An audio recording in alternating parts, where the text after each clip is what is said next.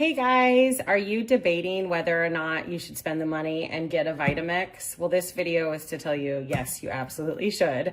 I was sitting on it for a little while and finally pulled the trigger, and it has been so worth it. We've had it a while now, and this is probably my most used kitchen item that I use on a daily basis. I use it every morning for smoothies. I use it for soups, purees, so many different things. My kids want a smoothie right now, so I have all the ingredients in and thought I would just show you really quick how quickly it blends up and then a little trick for cleaning. So I'm gonna turn it on and you can see it starts. You can start at 1 and work your way up. I like to usually go to like 6 or 7. My kids would say 7. Blend it all up.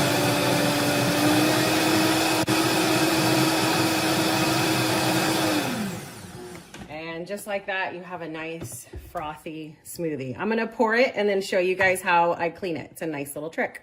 One sec. Okay, I just poured the smoothie into 2 cups and wanted to show you how I clean it really quickly. I forgot to mention that this tool is very helpful. If there's things on the side, you can use it to scrape down. I use it all the time, so this comes with it. So a little trick for the trade is I take it and put it in my sink. So 1 second.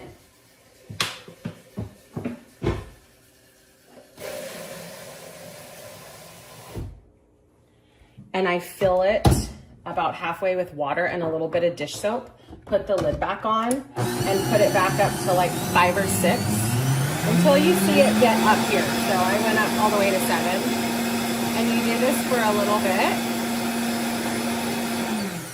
And you can see some of this didn't come off, so you're gonna have to use your sponge to get it off, but it's just a good way to get the cleaning started, and then the soap's in there. So it's just a little tip because I do this every morning.